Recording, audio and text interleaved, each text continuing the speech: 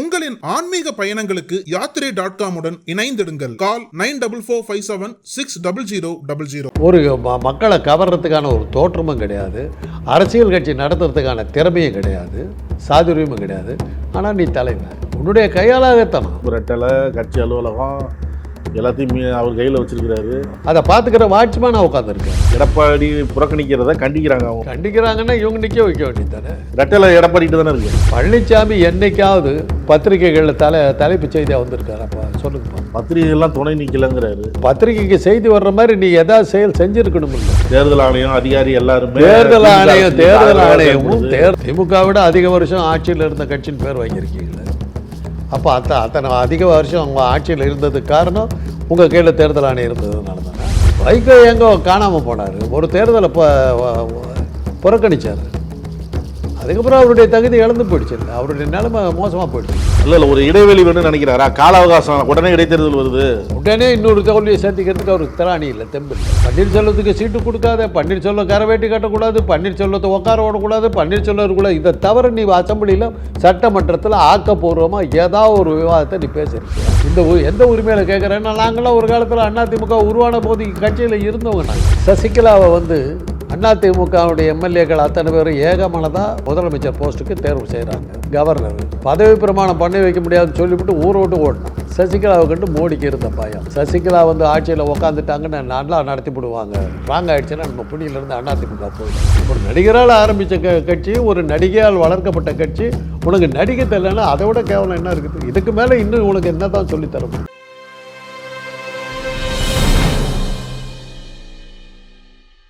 நக்கீரன் நேயர்களுக்கு வணக்கம். இன்று நம்முடன் கருத்துக்களை பரிந்துரை இணைந்திருக்கிறார் அரசியல் விமர்சகர் மருத்துவர் திரு காந்தராஜ் அவர்கள். வணக்கம் சார். விக்கிரவாண்டி இடைத்தேர்தல் தான் அரசியல் களத்தில் பரபரப்பாக இருக்குது. அதிமுக போட்டியிடும் அப்படின்னு எல்லோரும் எதிர்பார்த்த நிலையில் புறக்கணிக்கிறோம் அப்படிங்கிறாரு எடப்பாடி பழனிசாமி. எடப்பாடி பழனிசாமியில் இருக்கிற ஒரு கூட்டம் வேண்டாங்குது, மற்றவங்க நிற்கலாமே. அதில் 4 குரூப் இருக்காங்கல்ல. எடப்பாடி குரூப்பு நிற்கலன்ட்டாங்க, பன்னீர்செல்வம் குரூப் நிற்கலாம், தினகரன் குரூப் நிற்கலாம், சசிகலா குரூப் நிற்கலாமே, யாராவது நிற்கலாமே. அவங்கெல்லாம் கண்டிக்கிறாங்க, எடப்பாடி புறக்கணிக்கிறத கண்டிக்கிறாங்க. அவங்க கண்டிக்கிறாங்கன்னா இவங்க நிற்க வைக்க வேண்டியது தானே. ரெட்டையில எடப்பாடிட்டு தானே இருக்கு. ரெட்டையில் எல்லாமே பன்னீர்செல்வம் 3 லட்சம் ஓட்டு வாங்கியிருக்காருங்க ராமநாதபுரத்தில். ஆமாம், அப்புறம் என்ன? ரெட்டையிலைக்கும் அதுக்கு சம்மந்தம் இல்லைன்னு தெரிஞ்சு போச்சு இல்லை. இவர் ரெட்டையிலை வச்சு எத்தனை இடத்துல டெபாசிட் வாங்க போனார்? ரெட்டையிலுடைய மரியாதை காலாவதி ஆகி. ராமநாதபுரத்தில் ஓபிஎஸ் 2ஆம் இடத்துக்கு வந்திருக்கிறாரு, அதனால விக்கிரவாண்டியில் நிற்கலாம், நிற்க முடியும். இன்றைக்கி அதிமுகங்கிற கட்சி ஏறத்தாழ இல்லைங்கிற நிலைமைக்கு போயிடுச்சு. அதுக்கு பழனிசாமி அன்கோவுக்கு வாழ்த்து சொல்லணும். எம்ஜிஆரால் உருவாக்கப்பட்டது முடிச்சு கட்டிவிட்டாருன்னே சொல்லலாம். தேர்தல் ஒன்று தாங்க அரசியல் கட்சி உயிரோடு இருக்கிறதுக்கு ஒரே காரணம். பழனிசாமி என்னைக்காவது ஒரு பத்திரிகைகளில் தலைப்பு செய்தியாக வந்திருக்காரப்பா? சொல்லுங்க பார்க்கலாம். ஒரு எதிர்கட்சி தலைவர் சம்பளம் வாங்குறாரு கவர்மெண்ட்டில், பத்திரிகைகள்லாம் துணை நிற்கலங்கிறாரு. துணை நிற்கலன்னு பத்திரிகைக்கு செய்தி வர்ற மாதிரி நீ ஏதாவது செயல் செஞ்சுருக்கணும். இல்லை, ஒரு கேள்வி தான் அவரை பார்த்து நான் திருப்பி கேட்குறது. என்னை திமுக சொம்பு அது இதுன்னு சொல்லுவாங்க. என்னுடைய கேள்வி என்னென்னா, திமுக இந்த ஆட்சியில், இந்த 3 வருஷம் ஆட்சியில் தவறே செய்யலையா? அந்த தவறை என்றைக்காவது அசம்பிளிலையோ அல்லது ஒரு பொதுக்கூட்டம் போட்டோ ஒரு போராட்டம் நடத்தியோ நீ என்றைக்காவது ஒரு எதிர்கட்சி தலைவன் நிரூபிச்சிருக்கியா? உன் இடத்த அந்த அண்ணாமலைங்கிற ஒரு அடையாளம் தெரியல, ஒரு அட்ரஸ் இல்லாத ஆசாம் பிடிச்சிக்கிட்டு போயிட்டார்ல. மீடியாவை எப்படி அட்ராக்ட் பண்ணுறதுன்னு தெரியாது. ஒரு வாதத்துக்கு பதில் வாதம் வைக்கிறதுக்கான அறிவுத்திறமையும் கிடையாது. ஒரு மக்களை கவர்றதுக்கான ஒரு தோற்றமும் கிடையாது. அரசியல் கட்சி நடத்துறதுக்கான திறமையும் கிடையாது, சாதுரியமும் கிடையாது. ஆனால் நீ தலைவன், உன்னுடைய கையாளாகத்தனம். இப்படி சொல்லிட்டீங்க. கட்சியை இப்போ ரெட்டலை கட்சி அலுவலகம் எல்லாத்தையும் அவர் கையில் வச்சுருக்கிறாரு. அவ்வளோதான், அங்கே சொத்து வச்சுருக்காருங்க. அதை பார்த்துக்கிற வாட்ச்மேனாக உட்காந்துருக்காரு. அவ்வளோதான். அவர் எல்லாம் பெரிய பெரிய பணக்காரர்கள்லாம் நிறைய சொத்துக்கள் வச்சுருப்பாங்க. அதை பார்த்துக்கிறதுக்குன்னு ஒரு கிளார்க்கு, ஒரு வாட்ச்மேனை போட்டு வச்சுருப்பாங்க. அவங்க அந்த எலக்ட்ரிசிட்டி பார்த்துக்கிறது, வாட்டர் பில் கட்டுறது, இதெல்லாம் கட்டி அந்த வீட்டை மெயின்டைன் பண்ணிகிட்டு இருப்பாங்க. அது மாதிரி அதிமுக ஆஃபீஸை மெயின்டைன் பண்ணுற வாட்ச்மேனாக இருக்கார் அவர். வேறு என்ன பண்ணுறாரு? அந்த ஆஃபீஸை எதுக்கு பயன்படுத்துகிறார் அவர்? திமுக ஆட்சி அதிகாரத்தில் இருக்குது, ஜனநாயக முறைப்படி இந்த தேர்தல் நடக்காது, அதனால தான் தேர்தலை புறக்கணிக்கிறோம். நாங்கள் இப்போ எடப்பாடி பொறுப்பேற்றதுலேருந்து அனைத்து தேர்தலும் சந்திச்சுட்டு தானே வந்தார். ஆமாம், சந்திச்சு தான் வந்தார். என்ன ஆனார்? இவர் நின்று எந்த தேர்தலில் ஜெயிச்சார்? மற்ற கட்சிகள்லாம் நான் தேர்தல் அப்போ அந்த தேர்தல் ஆணையம் யாருக்கிட்ட இருக்குது? பாஜக கிட்ட தானே இருக்குது. அவங்க திமுக கிட்ட இருக்குங்கிறாங்க, தமிழ்நாட்டுக்கிட்ட. அதிலிருந்து புரியுது அவங்களுக்கு. அதுவே தெரியாமல் இவர் ஒரு அரசியல் கட்சி தலைவர். தேர்தல் ஆணையம் அதிகாரி எல்லாருமே தேர்தல் ஆணையமும் அந்த அதிகாரிகளும் ஒன்றிய அரசோடு சேர்ந்தவர்கள். தமிழ்நாட்டு தேர்தல் ஆணையம் நடத்துறது இல்லை. தமிழ்நாட்டு தேர்தல் ஆணையம் இருக்குது. இப்போ இடைத்தேர்தல் அதுதான் அவங்க தான் நடத்துவாங்க. நடத்தினாலும் அந்த தேர்தல் ஆணையத்துக்கு கட்டுப்பட்டு தான் அவங்க நடத்தணும். அப்போ நீங்கள் ஜெயலலிதா நடத்தின இடைத்தேர்தல்கள்லாம் அப்படி தான் அர்த்தமா? திமுக விட அதிக வருஷம் ஆட்சியில் இருந்த கட்சின்னு பேர் வாங்கியிருக்கீங்களே. அப்போ அத்தனை அதிக வருஷம் அவங்க ஆட்சியில் இருந்ததுக்கு காரணம் உங்கள் கீழே தேர்தல் ஆணையம் இருந்ததுனால தானே? எம்ஜிஆர் அப்படி தான் ஜெயிச்சாரா? இதில் எடப்பாடி பழனிசாமியை குறை சொல்கிறதுக்கு ஒன்றுமே இல்லை. ஜெயலலிதாவே இடைத்தேர்தலெல்லாம் புறக்கணிச்சிருக்கிறாங்க, கலைஞரே புறக்கணிச்சிருக்கிறாரு. ஜெயலலிதா உதயகுமார் சொல்கிறாரு இது ஒரு ராஜதந்திரம் அப்படிங்கிறாரு. பரிதாபத்துக்குரிய ஒரு நிலைமை ராஜதந்திரங்கிற பேரில் அவர் தப்பிக்கிறதுக்கு பார்த்தாருன்னா நம்ம ஆட்சேபிக்க நம்ம ஒன்றும் சொல்ல போகிறதில்ல. அவங்களுக்கும் அவரை சேர்ந்த ஒரு கூட்டம் அப்படியே என்ன பண்ணுறதுன்னு தெரியாமல் பேதடிச்சு போய் நிற்கிறாங்க. அதுதான் காரணம். எத்தனை தடவை தாங்க தோக்கிறது அப்படின்னு ஒவ்வொருத்தரும் கேட்குறாங்க. நிற்காமே விட்டுட்டா என்ன பண்ணுறதுன்னு ஐடியா வந்து தான் பயந்து ஓடிட்டாருங்க. அதுக்கு காரணங்கள் தேடுறாரு. ஆக ஏறத்தாழ தன்னுடைய தலைமையில் இருக்கிற அதிமுக இல்லாமல் பண்ணிட்டார். வைகோ எங்கே காணாமல் போனார்? ஒரு தேர்தலை புறக்கணித்தார். அதுக்கப்புறம் அவருடைய தகுதி இழந்து போயிடுச்சு இல்லை, அவருடைய நிலைமை மோசமாக போயிடுச்சு இல்லை. ஒரு காலத்தில் வைகோ எப்படிப்பட்ட ஒரு தலைவராக இருந்தார். இப்போ எம்பியாக இருக்கார். யாருடைய தெய்வலையோ தானே வாழ்ந்துக்கிட்டு இருக்காரு. தனி கட்சியாக இருந்து மிரட்டுறதுக்கு ஒரு காலத்தில் கலைஞரையே காலி பண்ணிடுவாருங்கிற அளவுக்கு இருந்த ஒரு வைகோ ஏன் போனார்? யார் தன்னை ஒரு வருஷம் ஜெயிலில் வச்சுக்கிட்டு இருந்தாங்களோ அந்த ஜெயலலிதாவோட கூட்டணி சேர்ந்தார். அன்றைக்கி பாதி காலி. ஒரு தேர்தலை நிற்காமல் போட்டியிடாமல் நின்றார். அதோட அரசியலுக்கு அவருக்கு சம்மந்தம் இல்லைன்ற மாதிரி மக்கள் அவரை மறந்துட்டாங்க. நீங்கள் என்றைக்குமே அரசியல்லையும் சரி சினிமாவிலையும் சரி தினசரி உங்களை பற்றிய செய்திகள் வந்துக்கிட்டு இருக்கணும். அது இல்லைன்னு நீங்கள் கதையாயிடும். எடப்பாடி புறக்கணித்ததுக்கு நீங்கள் சொல்கிற காரணம் என்ன? பயம்தான். தேர்தலை சந்திக்க பயம். 10 தடவை தோத்தாச்சு, 11வது தோல்வியை சந்திக்கிறதுக்கு அவர் பயம் இல்லை. உடனே பாராளுமன்ற தேர்தல் இப்போ தான் நடந்து முடிஞ்சிருக்கு. ஒரு கால அவகாசம் வேணும். படுமோசமான தோல்விங்க. நாடாளுமன்ற தேர்தலில் அவர் இதுவரையிலும் வராத படுமோசமான நேற்று முளைச்ச ஒரு கட்சிக்கு கீழே போயிட்டாருங்க. 8 சீட்டு அவங்களுக்கு கீழே போயிட்டாருங்க. எல்லாம் தவறான அணுகுமுறைகள் தானே. அவங்க கட்சிக்காரரே சொல்கிறாங்களே. அவங்க கட்சியிலே வந்துருச்சுல்ல இன்றைக்கி ஒரு நிலைமை. இல்லை ஒரு இடைவெளி வேணும்னு நினைக்கிறாரா? கால அவகாசம் உடனே இடைத்தேர்தல் வருது, உடனே இன்னொரு தோல்வியை சந்திக்கிறதுக்கு அவருக்கு திராணி இல்லை, தெம்பு இல்லை. அதுதான் காரணம். 10 தொடர் தோல்விகளுங்க. தேர்தலுக்கெல்லாம் சந்திக்க நாங்கள் தயாராக இருக்கிறோம். எந்த இடையூறும் இல்லாமல் தேர்தல் நேர்மையாக நடந்தால் திமுக டெபாசிட் வாங்காது அப்படின்னு அதிமுக ஐடி விங்கில் போட்டிருக்காங்க. ஏதோ போட்டுக்க வேண்டியது தான். டெபாசிட் வாங்க போனது நீயே அவங்களா? இப்படியெல்லாம் பேச்சுக்கிறதுக்கு யாரை ஏமாற்ற பார்க்குறீங்க? இவர் சொல்கிறதுலேருந்து என்ன தெரியுது? அந்த பழமொழி தான் ஞாபகம் வருது. கடல் வற்றி போனாக்கா மீனெல்லாம் கருவாடாக அது அந்த கருவாடு தீங்க காத்திருந்து குடல் வற்றி செத்ததான் கொக்குன்னாங்க. அது மாதிரி என்றைக்கு கடல் வத்துறது, என்றைக்கு மீனெல்லாம் கருவாடாகிறது, என்றைக்கு என்றைக்கு தேர்தல் கமிஷன் நேர்மையாக நடக்கிறது, என்றைக்கு தேர்தல் நடக்கிறது, என்றைக்கு உங்கள் ஜெயிக்கிறது. முடிஞ்சு போச்சுங்க. பழனிசாமி இனிமேல் பேசுகிறதுலாம் அர்த்தம் இல்லை. பொதுமக்களுக்கே சலிப்பு தட்டி போச்சுங்க. இந்த ஆளுக்கு என்ன இதே வேலையாக போச்சு? தேர்தல் நிற்க வேண்டியது, தோக்க வேண்டியது, டெபாசிட் போக வேண்டியது, இதே பண்ணிக்கிட்டு இருக்காரு. பொதுமக்களுக்கே சலிச்சு போச்சுங்க. எத்தனை தடவை தான் நான் உன்னை தோற்று கட்டி நீ வேண்டாம் அப்படின்னு மக்கள் திருப்பி 10 தடவை சொல்லிட்டாங்க. இதுக்கு மேலே மக்கள் தான் என்ன பண்ணுவாங்க? விடுவனான்னு நின்றுக்கிட்டு இருந்தால் என்ன அர்த்தம்? உன்னுடைய ஆசை என்னன்னு தெரியும். உனக்கு அரசாங்க காரு, அரசாங்க பங்களா, பிஏ இதெல்லாம் கொடுத்துட்டா போதும். அப்புறம் அமலாக்கத்துறையினுடைய ரெய்டுலேருந்து நீ தப்பிக்கணும். இதுக்கு தானே நீ கட்சியில் இருக்கிற, இதுக்கு தானே ஒரு கட்சி நடத்திக்கிட்டு இருக்கிற. கட்சி வளர்க்கணுங்கிறதுக்கான எந்த எண்ணமாவது உனக்கு என்றைக்காவது இருந்திருக்குதா? அந்த கட்சியை மறுபடியும் பழைய சக்திக்கு கொண்டு வரணும். ஒரு எதிர்கட்சின்னாக்கா பயப்படணுங்கிற மாதிரி ஒரு இது. அசம்பிளியில் நீ என்ன பண்ண? பன்னீர்செல்வத்துக்கு சீட்டு கொடுக்காத, பன்னீர்செல்வம் கரவேட்டி கட்டக்கூடாது, பன்னீர்செல்வத்தை உட்கார ஓடக்கூடாது, பன்னீர்செல்வம் இருக்கக்கூடாது. இதை தவிர நீ அசம்பிளியில் சட்டமன்றத்தில் ஆக்கப்பூர்வமாக ஏதாவது ஒரு விவாதத்தை நீ பேசியிருக்கியா? அவ்வளோ வேணாம். பாஜகவோட கூட்டணி இல்லைன்னு சொல்லி ஒரு தீர்மானம் போட்டு விட்டேன், தனியாக நிற்கிறதா ஏமாத்தினேன். மக்கள் ஒன்றும் நம்பலையே. உன் வாயிலிருந்து ஒரு வார்த்தை அமித்ஷா ஒழிக்க மோடி ஒழிக்கன்னு ஒரு தடவை வரலையே உன் வாயிலிருந்து.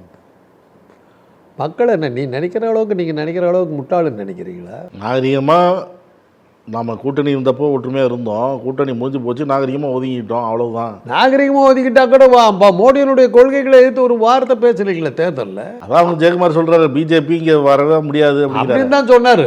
அதை தான் என்ன சொன்னாங்க, கள்ள கூட்டணினாங்க. நான் ஒரு ஆள் தான் சொன்னேன், அது கள்ள கூட்டணி சொல்கிறது தப்புன்னு. என்னன்னாங்க, நேரடி கூட்டணியில் தான் இருக்கார், ஒன்றும் கள்ளத்தனமாக இல்லை, அவர் டேரெக்டாக தான் இருக்கார். எங்கள் கட்சிக்குள்ளே இருக்கிற தகராறு போய் அமித்ஷா கிட்ட போய் சொல்லுவாங்களா யாராவது? அது கடந்த காலங்களில். இப்போ ஏன் போனார்? உனக்கு தலைவர் அங்கே போயிட்ட, நீ போயிட்ட. உன் கட்சிக்குள்ளே நடக்கிற குழப்பத்தை அமித்ஷா யாரையா வந்து தடுக்கிறதுக்கு? இந்த எந்த உரிமையில் கேட்குறேன்னா, நாங்களாம் ஒரு காலத்தில் அதிமுக உருவான போது கட்சியில் இருந்தவங்க. நாங்கள் கூட்டணி எங்களுக்கு இருக்கிற மறைவுக்கு அப்புறம் அது நடந்திருக்கலாம். அதிமுக பாஜக எந்த விளக்கம் வேணாலும் கொடுக்கலாம். இப்போதான் விலகி வந்துட்டாருங்க. ஏன் பொண்டாட்டியை பற்றி பக்கத்து வீட்டுக்காரங்கிட்ட போய் கேட்பீங்களா? என் பொண்டாட்டி அவன் மேலே எனக்கு சந்தேகம் இருக்குது, பக்கத்து வீட்டுக்காரர் எனக்கு ரொம்ப ஃப்ரெண்டு, அவர்கிட்ட போய் நான் எல்லாம் வந்து என் பொண்டாட்டியை கெட்டு போயிருக்கேன்னு கேட்டுக்கிட்டு போனேன். அப்போ நான் ஒரு புருஷனானு? அமித்ஷா யாருங்க? அவர்கிட்ட என்னத்துக்கு போய் உங்கள் கட்சி விவகாரத்தை போய் சொல்கிறீங்க? அன்றைக்கே உன்னுடைய தலைமை பதவி அங்கே போயிடுச்சுன்னு தெரிஞ்சு போச்சு இல்லை? அன்றைக்கே நீ காலி. ஓபிஎஸ் தான் போனார். ஓபிஎஸ் தெளிவாக வந்து இந்த தடவை எலெக்ஷன் பாஜக ஆதரவு நிற்கிறேன்னு டிக்ளேர் பண்ணிட்டார். அவர் ஒன்றும் ஒழிச்சு மறைச்ச இல்லையா? ஒரு வகையில் பார்த்தீங்கன்னாக்கா அரசியலுக்கு ஒரு லாய்க்கெல்லாம் போயிட்டார். அவர் லாய்க்கெல்லாம் ஆள் தான். ரெய்டு வராமல் பார்த்துக்கிட்டாரு, சொத்துக்களை பாதுகாத்துக்கிட்டாரு, ஜாக்கிரதையாக இருந்துக்கிட்டாரு. பதவி எதுக்காக பதவியில் இருக்கோ அதுக்காக தான் இருக்கிறோங்கிறத அவர் தெளிவாக சொல்லிட்டார். அதிமுகவில் இருக்கிற தலைவர்களுக்கெல்லாம் என்னன்னாக்கா ரைடு வரக்கூடாது, சொத்தை பாதுகாக்கணுங்கிறதுக்காக நாங்கள் ஒரு கட்சியை நடத்துகிறோங்கிறது தான் பன்னீர்செல்வத்தினுடைய மூலமாக நமக்கு தெரிஞ்ச ஒரு விஷயம். இதையே நான் இன்னொரு கேள்வி கேட்குறேன், நீங்கள் கேட்க மாட்டீங்க, நான் கேட்குறேன். சசிகலாவை வந்து அதிமுகவுடைய எம்எல்ஏக்கள் அத்தனை பேரும் ஏகமனதாக சட்டமன்ற தலைவராக இது முதலமைச்சர் போஸ்ட்டுக்கு தேர்வு செய்கிறாங்க. அந்த வித்யாசாகர் கவர்னர் பதவி பிரமாணம் பண்ணி வைக்க முடியாதுன்னு சொல்லிவிட்டு ஊரை விட்டு ஓடினான், சட்டவிரோதமாக போனான். ஏன் போனான்? சசிகலாவை கண்டு மோடிக்கு இருந்த பயம். சசிகலா வந்து ஆட்சியில் உக்காந்துட்டாங்கன்னு நல்லா நடத்தி விடுவாங்க, கட்சி ஸ்ட்ராங் ஆகிடும். ஸ்ட்ராங் ஆகிடுச்சுன்னா நம்ம புண்ணியிலேருந்து அதிமுக போயிடும். அதிமுக போயிட்டால் இங்கே பாஜக வளராது. அதுக்காக தான் நம்மளை வெளியே துரத்துனாங்க. அமலாக்கத்துறையை வச்சு உன்னை தொலைச்சி விடுவேன் நாங்கள் பயமுறுத்த உட்கார வச்சாங்க. பழனிசாமி வந்தார், பிரமாதம், நீட்டாக நானாச்சுங்க. ஜிஎஸ்டியை நீங்கள் நாங்கள் போடுறது, நான் போய் இப்போ கடைக்காரங்கிட்டருந்து பிடிக்கிட்டு வர்றேங்க காசு. அதை மத வேற்றுமையை உண்டாக்குகிற அந்த ஒரு சட்டத்தை கொண்டு வர்றீங்களா? நாங்கள் முதல்ல இம்ப்ளிமெண்ட் பண்ணுறோம். அப்படி போடுறா தோப்புக்காரனா எண்ணிக்கடி தாயன்னில் இருந்தார். அந்த அளவுக்கு அவங்க கட்சிக்காரனே முடியாதுங்கிறான், நீட்டுக்கு எதிர்த்து பேசலாம், இவர் ஆதரித்து பேசினார். அந்த அளவுக்கு ஒரு தொண்டு செய்யும் அடிமை உனக்கு தொண்டு சுதந்திர நினைவோடான்னு பாடினாங்க நந்தலார் காலத்தில். அது மாதிரி ஒரு தொண்டு செய்ய அடிமை பழனிசாமி மாதிரி யார் இருக்கிறா? இன்றைக்கி கடைசியாக முடித்தார். தேர்தலில் என்ன தானே தோப்ப, தேர்தலில் நிற்கல எப்படி தோக்கெடுப்பீங்க? எவ்வளோ சாமர்த்தியம் பாருங்கள். இது கூட சொல்லாமே, தேர்தலில் நிற்பதால் எங்களை தோற்கடித்து விடுகிறார்கள், இது திமுகவுக்கு பலம் கிடைப்பது போல தோன்றுகிறது, அதனால் நாங்கள் தேர்தலிலேயே நிற்காமல் இப்போது எப்படி எங்களை நீங்கள் தோற்கடிப்பீர்கள் பார்க்கலாம், இப்போ தோற்கடிங்க. சவால், பழனிசாமி சவால். நாங்கள் தேர்தலிலே நிற்கவில்லை, எங்களை தோற்கடியுங்கள் பார்க்கலாம். சவால், பழனிசாமி சவால். இது கூட ஹெட்லைன்ஸை போடலாம். இப்போ சசிகலாவை பற்றி சொன்னீங்க.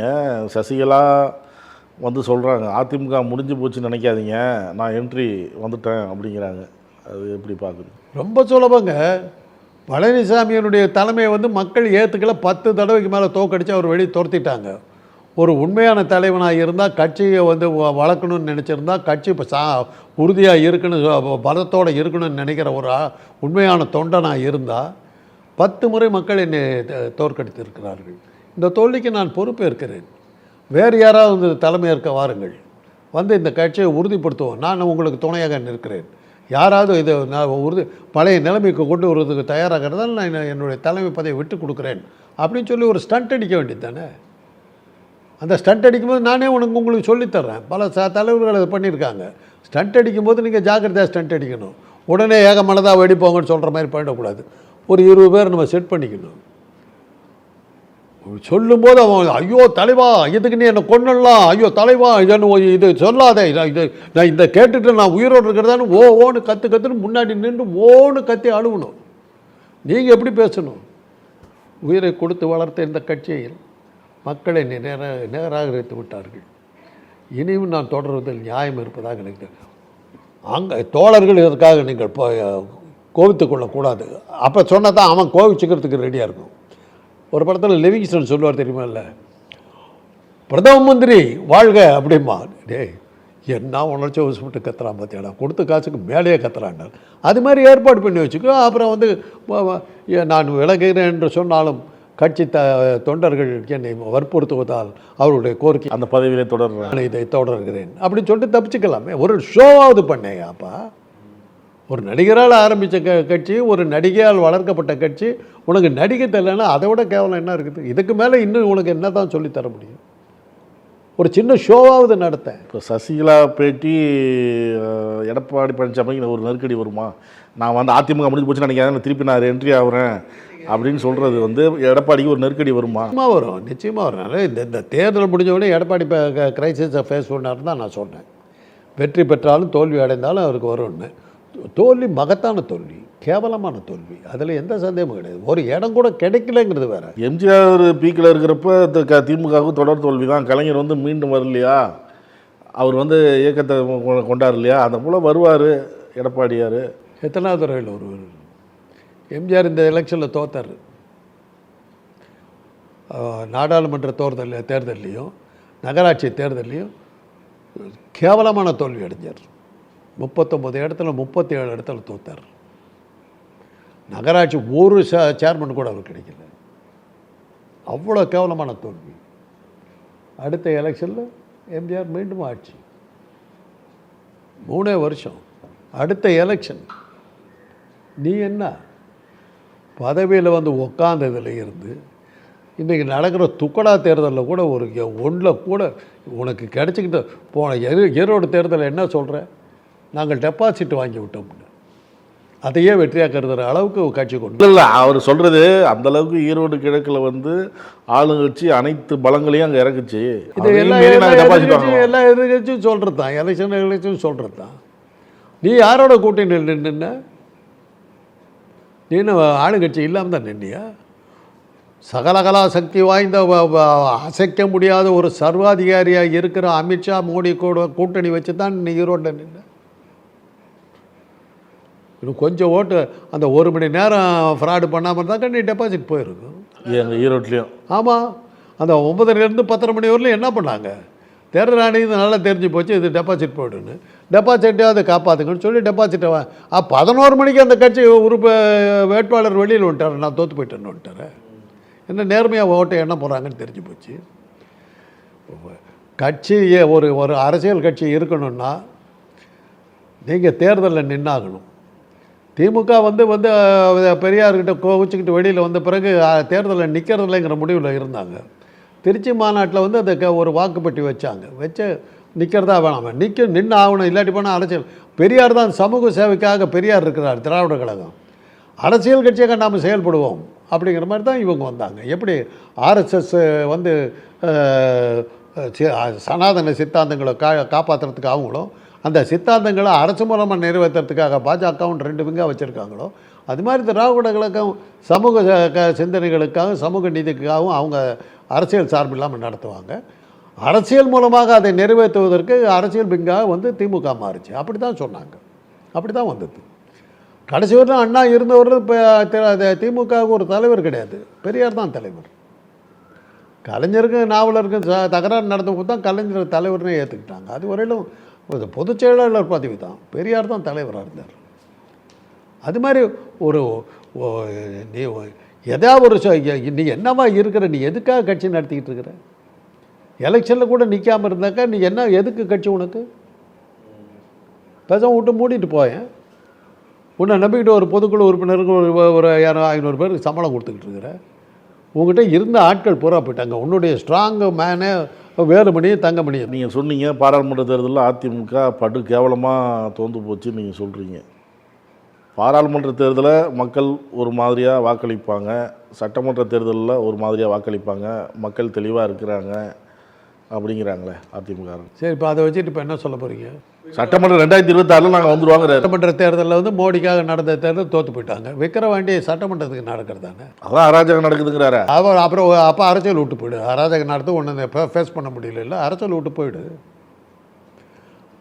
நான் தான் சொல்கிறேனே, என்றைக்கு கடல் ஊற்றுறது, என்றைக்கு மீன் கருவாடை வருது, என்றைக்கு கொக்கு சாப்பிட்றது, என்றைக்கு இந்த ஆளுங்கட்சியினுடைய அராஜகங்கிறது இல்லாமல் ஒரு தேர்தல் என்றைக்கு நடக்க போகுது, அன்றைக்கி நீ என்றைக்கு அப்போ நீ வந்து போட்டியிடுறா, அது என்றைக்கு நடக்கும் போது என்றைக்கு நீ போட்டியிடுறது. போட்டியிடலைங்கிறத வந்து இவ்வளோ நாகரிகமாக சொன்னவங்க. செல்லூர் ராஜு சொல்கிறாரு, ஏப்பா எல்லோரும் வந்து இந்த மாதிரி பேசுகிறீங்க, ஈரோட்டில் இந்த மாதிரி ஆகி போச்சுங்கிறீங்க, பாராளுமன்றத்தில் இந்த மாதிரி ஆகி போச்சுங்கிறீங்க, நாங்கள் எத்தனை எங்கள் கூட யார் நின்னா, திமுகவில் எத்தனை கட்சி நிற்கிது கூட்டணி, நாங்கள் இப்படி வாங்கியிருக்கிறது இப்படி போய் சொல்கிறீங்களே அப்படிங்கிறாரு. அதுலேருந்து என்ன தெரியுது, உங்க கூட கூட்டணி சேரத்துக்கு கூட யோகியத்தை இல்லை. கூட்டணி சேரத்துக்கு ஒருத்தர் வரல, அதுக்கு என்ன அர்த்தம்? அரசியல் கட்சியாக நீ காலி ஆகிட்டேன்னு அர்த்தம். ஒவ்வொருத்தரும் பாஞ்சு வரணுங்க. இப்போ என்கிட்ட வந்து காந்தராஜ் கட்சி ஆரம்பிச்சிட்டாரு அப்படின்னாக்கா காந்தராஜனுடைய சக்தி இதில் இருக்குது. இவன் கூட சேர்ந்தா நம்ம உருப்பிடுவோம்னு நினைக்கிறாங்க. அதனால தான் அத்தனை கட்சி வருது. கூட்டணியாக வேணாம்னாலும் வந்து கூட்டணி வேணான்னு நீங்கள் சொல்லலை, வரல. அது வந்து நாகரிகமாக யாரும் என்கிட்ட நான் வேணான்னுட்டேன். இது அதாவது 2 சத்திரத்து பிச்சைக்காரன் உட்காந்து பேசிக்கிட்டு இருந்தானா, இளவரசி கல்யாணம்னாங்க, ஒரு பிச்சைக்காரன் சொன்னானா, நான் வேணான்னா அதனால தான் வந்த ராஜாவை கட்டிக்கிறான்னு. அதுமாரி தான் கூட்டணி வந்து சேர்றேன்னா உங்கள் கட்சியினுடைய யோகியதை அவ்வளோ மோசமாக இருக்குதுன்னு அர்த்தம். அப்போ கேட்டாக்கா நான் தனித்து நின்னேன்னு ஜப்பமாக பேசிக்கிறது. உங்கள்கிட்ட சேரத்துக்கு ஒரு பயிலும் வரல, அதுதான் உங்கள் கட்சியோட யோகியதை, அதுதான் அர்த்தம். அதுக்கு அரசியல் அத்தனை கட்சியும் வந்து என்கிட்ட வந்து கூட்டணி சேர்றானாக்கா நான் அவ்வளோ ஸ்ட்ராங்காக இருக்கேன்னு அர்த்தங்க. வெற்றி வாக சூடக்கூடிய ஒரு நம்பிக்கை இருக்க உள்ள கட்சி நான் அர்த்தம். அதான அர்த்தம். அதுக்கு நீங்களே சொல்லுங்கள். இல்லை, கடந்த சட்டமன்ற எலெக்ஷனில் நல்ல ஓட்டு தான் வாங்கியிருக்கிறாரு, அதிமுக வாங்கியிருக்கு. 9,000 வாக்கு வித்தியாசம்தான். அப்படி இருந்தும் தயங்குறாரு. நல்ல ஓட்டு. இப்போது ஒரு உதாரணம் தான் சொல்லணும். ஃபுட்பால் டீமில் 2 டீம்லேயும் 11 பிளேயர். எவன் கோல் போடுறானோ அவன் தான் வெற்றியாளர். அந்த கோல் போட்ட டீம் ஜெயிச்சுட்டு அவன் சந்தோஷமாக போய்ட்டு இருக்கும்போது நீங்கள் என்ன சொல்கிறீங்க? கோல் வாங்கின டீமு எங்கள் டீம் தான் 11 பிளேயர் இருக்காங்க, உங்கள் டீம் தான் 11 பிளேயர். ஒரு கோல் போட்டதுனால தானே நீ ஜெயிச்சிட்டாங்கிற. மற்றபடி உங்கள் டீம் 11 பிளேயர், எங்கள் டீம் 11 பிளேயர். கோல் போட்டது தாங்க கணக்கு. அரசியலில் வெற்றி தாங்க கணக்கு.